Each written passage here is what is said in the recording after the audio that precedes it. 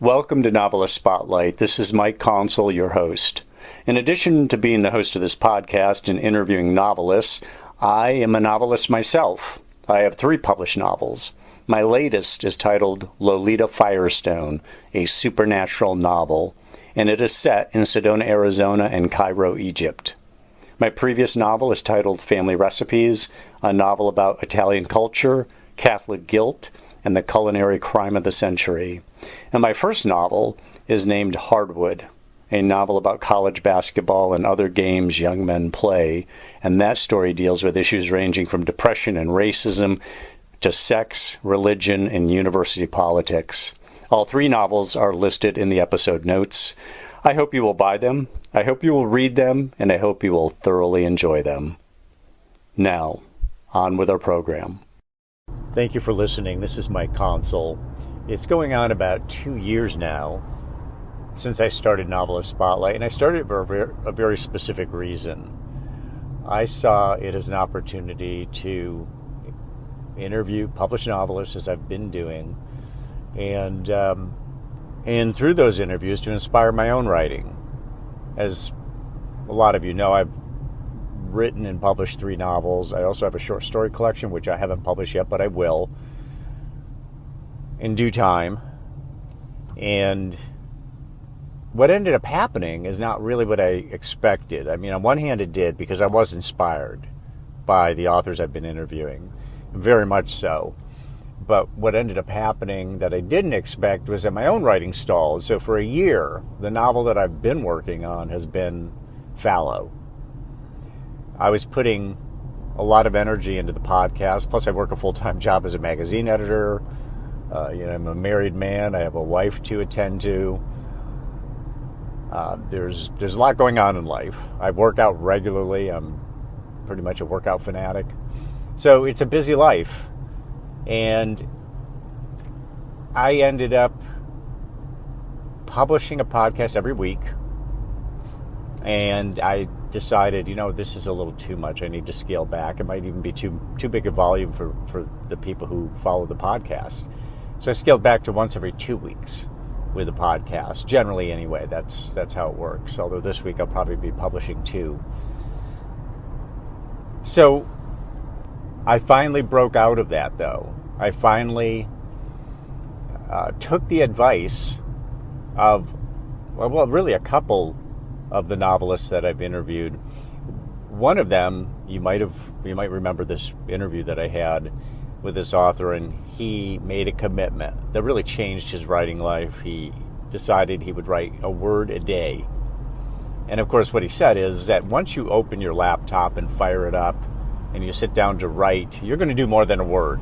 Only one time did he say he literally did 1 word just to keep his commitment that every day he would write a word. But other than that, he would write at least a sentence or a paragraph, or spend 20 minutes or 30 minutes or even an hour writing. But because of the commitment of 1 word, which is that 1 word commitment was not intimidating, so it encouraged him just go ahead and open the laptop. There's nothing to be afraid of. It's just 1 word. But once that's a big hurdle right there. Is just getting to that point where you're opening up the laptop or sitting down with your pad and pen and getting started. So that worked for him. And what I ended up doing is picking up on that, and I have an alarm on my phone that goes off every day at the same time that says 1 paragraph. So rather than 1 word, I've made a commitment to 1 paragraph. Still something very reasonable. I mean, a paragraph can be 1 sentence, for crying out loud. A paragraph could actually be 1 word.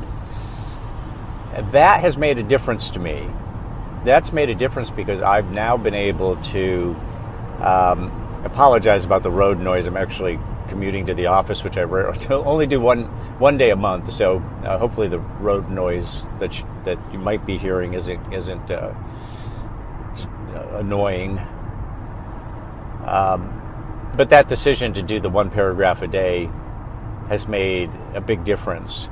And there was another guest that I had, and she said that whether you're going to write or not, she said just touching the copy each day to make sure that you stay familiar with the copy, that you have a sense of connection to it, And she didn't say this part, but I'm going to add this. When you have that sense of connection with the copy, and you're remembering where you are with it, you're remembering what your story's about, it allows your mind, the brain, to go to work on that, even when you're not writing. It allows it to incubate while you sleep, while you drive, while you stand in line at the grocery store, while you might be sitting watching a television program or watching a movie. So it's very valuable in that regard. And by saying a paragraph a day, if I actually follow through with that, I'm touching that copy every day. More than touching the copy, I'm being creative with it. I'm adding to it each day. And I think that's one of the issues that we face is sometimes that we think we need to create a lot of copy every day. I mean, that's a wonderful thing if you can. And there are people who say, 1,000 words or even 5,000 words in a single day, understanding that I'm going to produce a lot of verbiage, 90% of which or more I'll throw away because it's not up to snuff. But by the actual act of writing and pushing forward, I'm breaking that ice and creating opportunities that would not otherwise exist. So as I've been doing the one paragraph a day, I find myself writing more content than just the one paragraph. Although there have been days when all it was one paragraph. But something else happened too. And that is that the novel that I was working on, I have abandoned. I've just decided that's not what I'm going to be doing. Instead, what I'm doing, and why did I do that? Well, simply because I just didn't feel that it was going to work. Or at least it wasn't going to work at a level that was going to be what I wanted or what I was capable of, what I am capable of. So instead, I've gone to my next project with that same paragraph per day commitment of another short story collection. Now, a lot of people would say short stories, you know what, if you're already famous as a writer, they'll be interested in short stories, like they were with Hemingway, or like they were with Updike, or any number of authors out there who were famous for their novels and then ended up writing some short story collections. But if you are not famous and you come to people with short stories, that is not something that an agent or editor is going to be very interested in. It would be a rare event for that to happen. They might be right, I don't know. I think they probably are right, but I think times have changed to some degree. One of the things that happened was George Saunders wrote 10th of December, which became a #1 bestseller, a collection of short stories. It was a small book, a small collection of short stories, experimental writing, hit #1 on the New York Times bestseller list. I read it and listened to it. That's one of the few books, I think only one of 2 books, I've ever actually read the print copy while also listening to the audio edition, which is read by George Saunders, because it was not an easy read. It is experimental fiction writing, and I was of the mind that, I don't know what this is actually supposed to sound like, and here's George doing an audio edition, so I'm going to listen.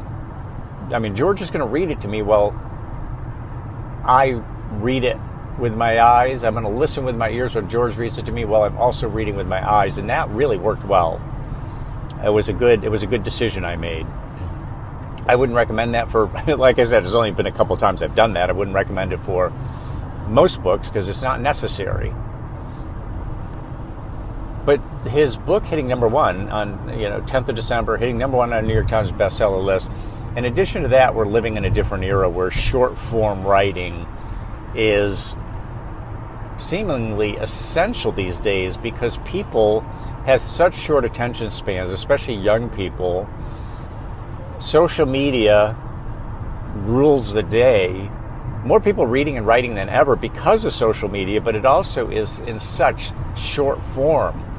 And now social media has really moved into the video era, where people are doing more video than they're doing writing. Now, I don't mean technically that there's more hours of video than hours of reading out there. What I do mean is that a lot of people are making the transition, deciding, why write it at all? I will just make a video of it.